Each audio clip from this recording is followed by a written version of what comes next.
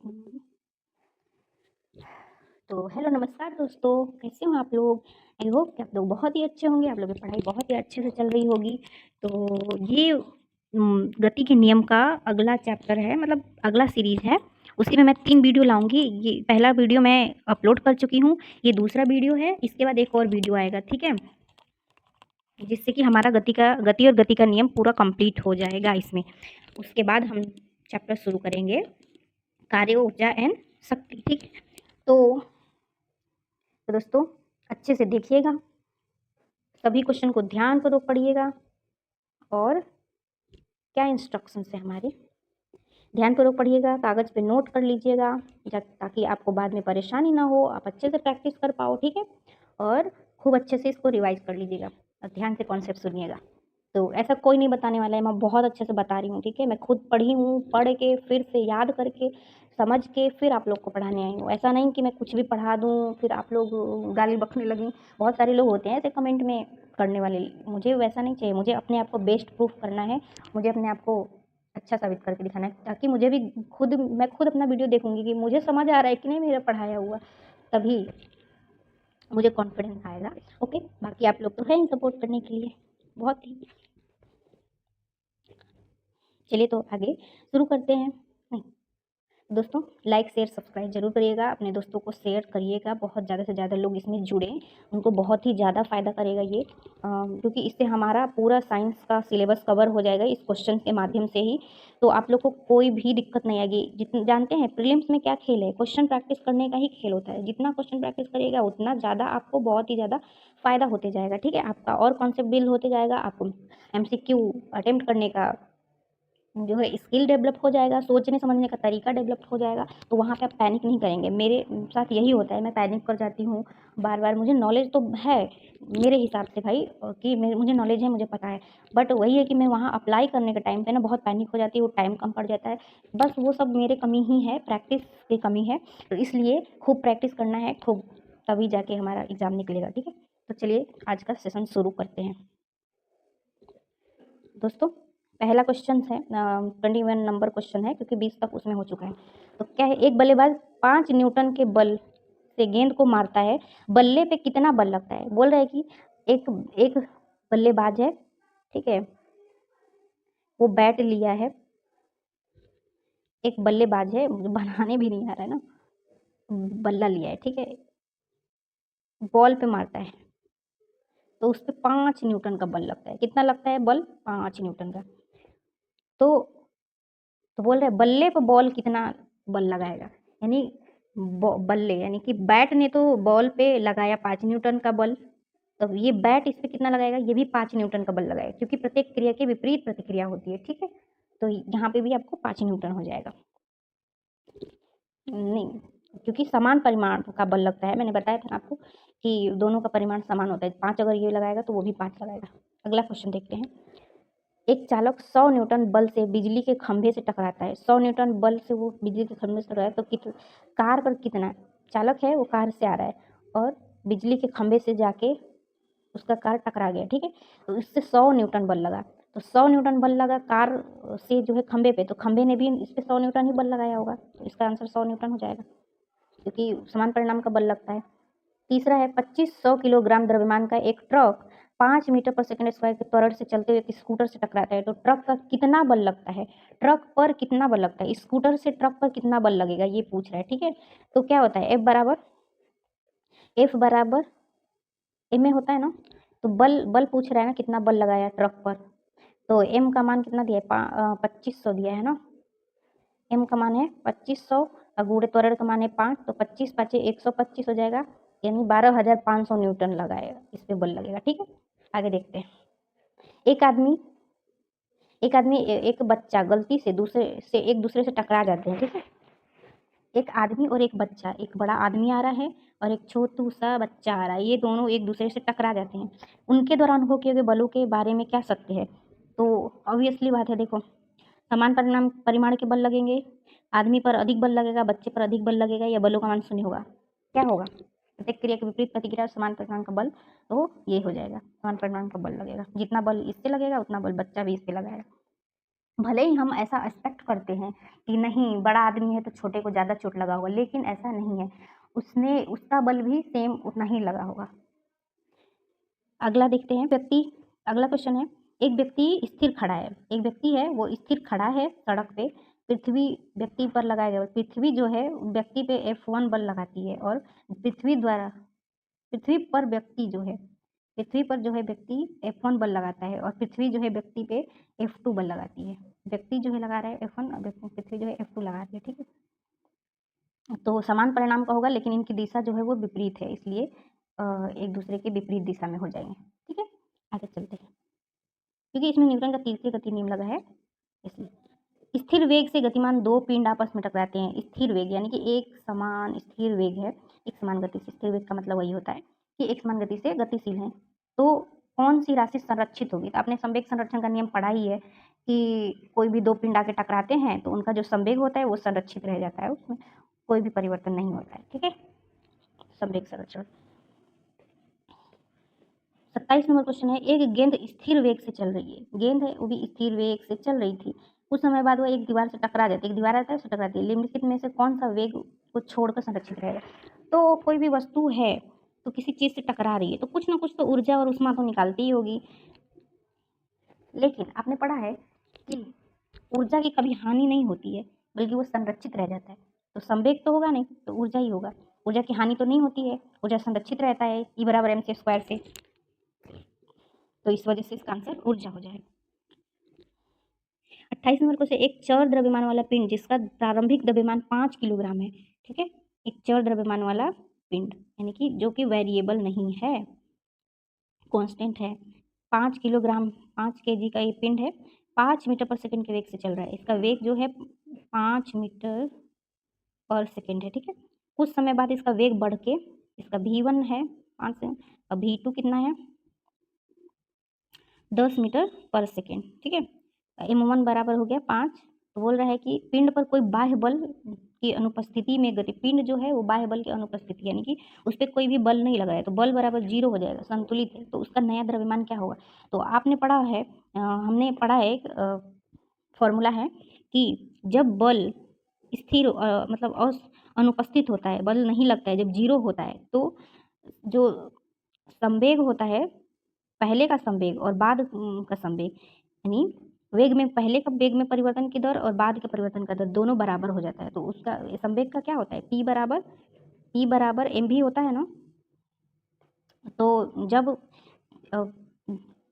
क्या बोलते हैं बाह्य बल अनुपस्थित होता है तो पहले का संवेग और बाद का संवेग दोनों समान होता है, तो M1 V1 बराबर हो जाएगा M2 V2 के। तो हमें क्या निकालना है, हमें निकालना है और नया द्रव्यमान यानी M2 निकालना है। तो M1 कितना था हमारा, M1 5 किलोग्राम था M1 और M1 V1 बराबर हो जाएगा M2 V2, ठीक है।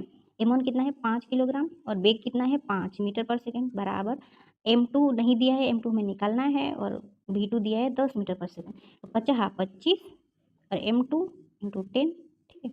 M2 बराबर कितना हो जाएगा 25 बटा में 10 यानी कि 2.5 किलोग्राम हो जाएगा।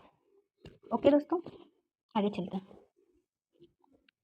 सारे फॉर्मूले याद रखिएगा और याद करते चलिएगा, उसको नोट करते चलिएगा फॉर्मूलाज को, ठीक है, तभी आप लोग को बेनिफिट होगा। 2 किलोग्राम क्या बोल रहा है अगला क्वेश्चन, 29 क्वेश्चन बोल रहा है कि 2 किलोग्राम और 7 किलोग्राम के दो द्रव्यमान के पिंड, ये दो पिंड है, एक का 2 किलोग्राम है दूसरे का है 7 किलोग्राम। दोनों पिंडों का क्रमशः वेग, इसका है 2 मीटर पर सेकेंड, इसका है 7 मीटर पर सेकेंड, ठीक है। तो इस प्रणाली का कुल संवेग किलोग्राम प्रति सेकंड में ज्ञात कीजिए। बोल रहा है कि संवेग टोटल संवेग ज्ञात करना है, तो दो पिंड दिया है तो दोनों पिंड का संवेग निकाल के जोड़ देंगे। तो एक ही बार हम जोड़ देते हैं, पी टोटल कर देते हैं, पी टोटल बराबर M1 V1 plus M2 V2, क्योंकि दो पिंडों का संवेग निकालना है तभी तो जोड़ेंगे तो टोटल आएगा ना, तो दोनों का निकाल देंगे हम। तो M1 कितना है 2 और उसका वेग 2 ही है, प्लस M2 7 है, उसका वेग भी 7 है, तो 2 दूना के 4 प्लस 7 49, तो कितना हो गया 4 49, 4 9 4 13 के 3 और 4 1 5 53 हो जाएगा इसका आंसर, ठीक है। चलिए आगे चलते हैं। दो पिंड एक दूसरे की ओर त्वरित गति से बढ़ रहे हैं। दो पिंड, एक पिंड ये है, एक पिंड ये है, ठीक है। दोनों एक दूसरे की ओर त्वरित गति से बढ़ रहे हैं। कुछ समय बाद ये दोनों एक दूसरे से टकरा जाते हैं आके। तो निम्नलिखित में से कौन सा कथन प्रणाली इन सब के बारे में सही है, ठीक है। तो क्या बोल रहा है, ऑप्शन ये दिया है कि टक्कर के दौरान संवेग बदल जाता है, टक्कर के दौरान कुल संवेग संरक्षित रहता है, गतिज ऊर्जा हमेशा संरक्षित रहती है, त्वरण हमेशा स्थिर होता है। तो कोई भी वस्तु है, त्वरण हमेशा क्यों स्थिर रहेगी भाई, जब गति में है तो त्वरित गति से कर ही रहा है तो त्वरण तो स्थिर नहीं रहेगा, ये गलत हो गया। गतिज ऊर्जा हमेशा संरक्षित होगा, गतिज ऊर्जा संरक्षित नहीं होता है, क्योंकि जितना तेज गति बढ़ाते जाएंगे गतिज ऊर्जा बढ़ता जाएगा हमारा, तो ये भी नहीं होगा। टक्कर के दौरान कुल, अब क्या बोल रहे हैं, टक्कर के दौरान संवेग बदल जाएगा। हमने अभी पढ़ा है कि दो पिंड जब आपस में टकराते हैं तो उनमें संवेग में कोई भी परिवर्तन नहीं आता है, ठीक है, संवेग पूरा संरक्षित रह जाता है। तो हमारा आंसर इसका बी हो जाएगा, टक्कर के दौरान कुल संवेग संरक्षित रहता है। ये न्यूटन का द्वितीय गति नियम से निकलता है फॉर्मूला। ठीक है दोस्तों, आगे चलते हैं। जब एक वस्तु दीवार या जमीन से टकराती है तो क्या धारणा हम बनाते हैं।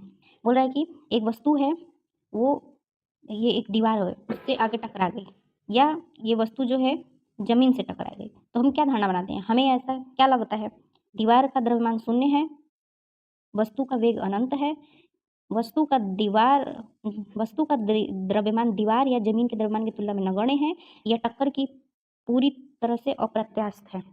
क्या हम सोचते हैं इसमें से बताइए। तो दीवार का द्रव्यमान तो शून्य नहीं हो सकता है भाई, क्यों होगा शून्य, उसके पास भी तो मास है, और व्यक्ति के पास, अरे वस्तु के पास भी मास है, तो दोनों तो टकरा रहे हैं, ये तो होगा नहीं। वस्तु का वेग अनंत है, वस्तु का वेग कैसे अनंत हो सकता है, हम यहाँ पे कैसे दिमाग लगाएंगे कि वस्तु का वेग अनंत, वस्तु तो जाएगी, टकराएगी, उसको चोट लगेगा, उतना चोट जितना चोट वस्तु को लगेगा उतना चोट दीवार को भी लगेगा, तो ये भी नहीं हो जाएगा, अनंत नहीं होगा वेग। वस्तु का द्रव्यमान दीवार या जमीन के द्रव्यमान की तुलना में नगण्य होगा। हम यही सोचते हैं ना कि कोई भी दीवार है तो हम जाके उसमें टकराए, तो क्योंकि दीवार तो बहुत ही मजबूत होता है, तो हम सोचते हैं कि दीवार का द्रव्यमान जो है वो बहुत अनंत है, दीवार तो बहुत ज़्यादा मास का है, और हम छोटे से ठहरे तो हम जाके टकराए, हमें ही चोट आई है, दीवार को तो नहीं। लेकिन हमें क्या पता, यहाँ पे न्यूटन का तीसरा नियम लग रहा है, प्रत्येक क्रिया की विपरीत प्रतिक्रिया, समान परिणाम का बल विपरीत दिशा।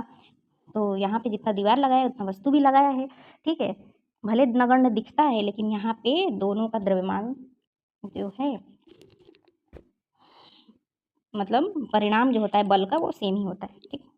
तो हमारा आंसर हो जाएगा सी। दोस्तों आगे चलते हैं। आगे 32 नंबर क्वेश्चन, एक चर द्रव्यमान वाला पिंड जिसका प्रारंभिक द्रव्यमान 10 किलोग्राम है, ठीक है, क्या द्रव्यमान जिसका प्रारंभिक द्रव्यमान m1 बराबर है 10 और आरंभ में 7 मीटर वेग से गतिमान है, v1 बराबर हो गया 7 मीटर प्रति सेकेंड और उसका वेग बदलकर 14 मीटर होता है, v2 बराबर 14 मीटर, तो पिंड पर बाह्य बल अनुपस्थित है, वही वाला क्वेश्चन है जो पहले बनाए थे। यहाँ पे भी f बराबर 0 है, तो m1 v1 बराबर हो जाएगा m2 v2 के। तो ये क्वेश्चन आप लोग बनाएंगे। 32 नंबर क्वेश्चन आप लोग को बनाना है, और आंसर में कमेंट में आंसर बताना है कि कौन सा इसका आंसर होगा, क्योंकि मैंने इस पर सवाल बनवा चुकी हूँ, अब मैं इससे नहीं बनाऊंगी, आप बनाएंगे, ठीक है, आप बना के कमेंट में आंसर कर दीजिएगा। 32 नंबर क्वेश्चन आपको मैंने फॉर्मूला लिख दिया है, m1 v1 plus m2 v2, हाँ नहीं सॉरी, m1 v1 बराबर m2 v2, क्यों, क्योंकि यहाँ पे बल तो 0 है ना, इसीलिए बल नहीं लग रहा है, इस वजह से, तो इसको आप बनाइएगा। आगे देखते हैं कि किसी पिंड पर संतुलन की शर्त की पहली अवस्था क्या होगी। बोल रहा है कि कोई भी वस्तु है वो संतुलित अवस्था में है, तो ऐसा कौन सा पहला शर्त है इसको संतुलित होने के लिए। तो पहला ऑप्शन दिया है कि पिंड पर लगने वाला सभी बलों का योग शून्य होना चाहिए। दूसरा ऑप्शन दिया है पिंड पर लगने वाला सभी आघूर्णों का योग शून्य होना चाहिए, पिंड का वेग स्थिर होना चाहिए और पिंड का द्रव्यमान स्थिर होना चाहिए। तो संतुलन में होने के लिए पिंड का वेग स्थिर क्यों, तो गतिमान भी रहेगा तो संतुलित है ना, संतुलित बल आपने पढ़ा है ना कि एक समान गति में है तभी भी वो संतुलित है। असंतुलित तब बोलेंगे जब यहाँ पे 2 मीटर पर सेकंड था, यहाँ 3 हो गया, यहाँ 5 हो गया, यहाँ 10 हो गया, तब ना हम असंतुलित बल बोलेंगे, और असंतुलित वेग से गति कर रहा है तो वेग तो नहीं होगा, ये तो गलत हो गया।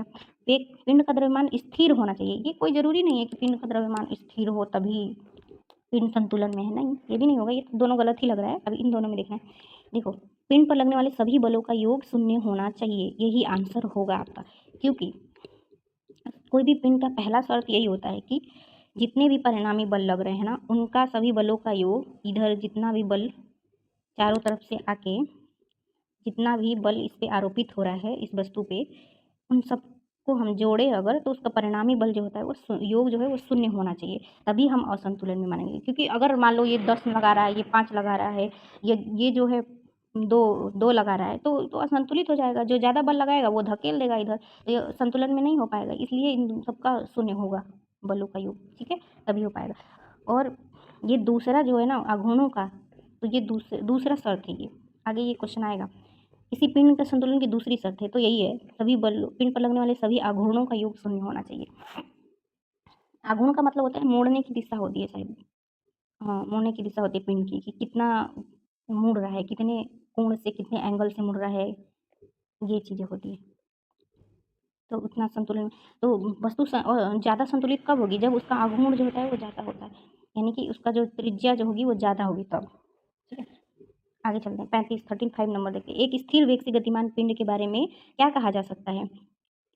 स्थिर वेग से गतिमान पिंड है तो क्या कह सकते हैं आप? वस्तु क्या है?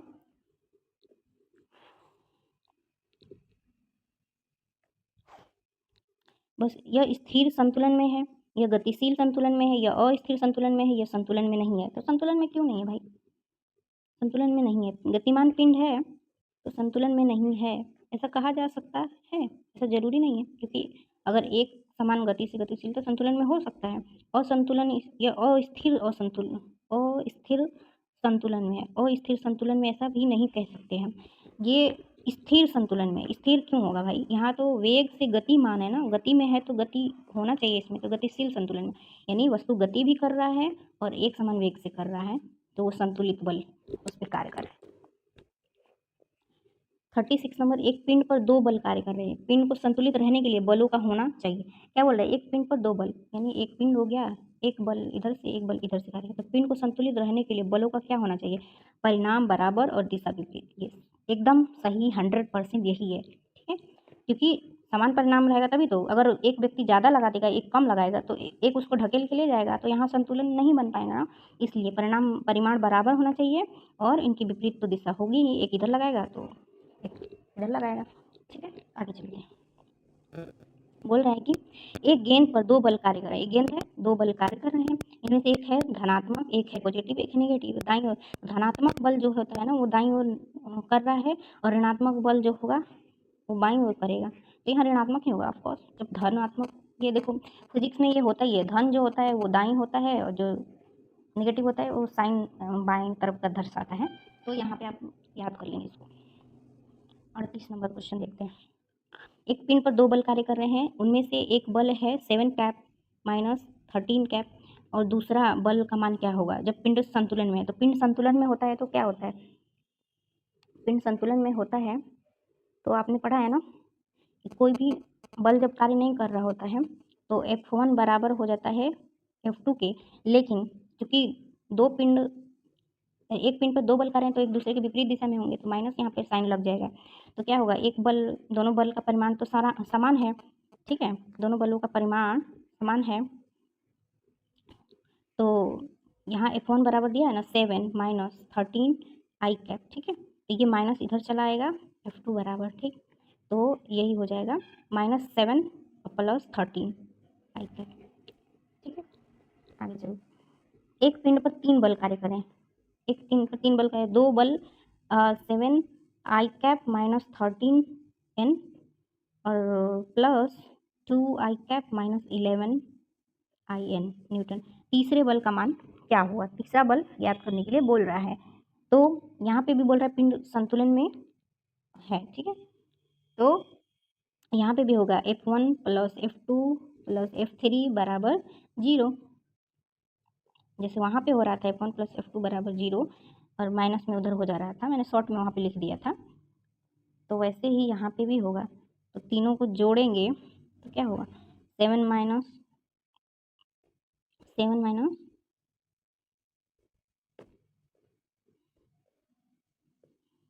यहाँ पे बराबर 0 हो जाएगा ना, F3 लिख के। F3 बराबर हो जाएगा आपका, ये इधर आएगा तो 2, तो 7 2 9, 11 9 24, 13 और 11 24 हो जाएगा, ठीक है। आई कैप न्यूटन, ये दोनों इधर आए तो ये माइनस का साइन हो जाएगा, बस। आंसर हो गया। आगे चलते हैं। यदि किसी वस्तु को थोड़ा सा विस्थापन देने के बाद वो अपनी मूल अवस्था में लौट आती है तो इस संतुलन को क्या कहते हैं? आप लोग खुद ही जानते हैं कि इस संतुलन को क्या बोलेंगे। स्थिर संतुलन बोलेंगे जब अपनी मूल अवस्था में ही लौट आ रही है, क्योंकि मान लीजिए कि हम एक बैट से बॉल को भी मारते हैं ना, तो बॉल में बहुत ही सूक्ष्म स्तर पे संकुचन होता है यहाँ पे, ठीक है?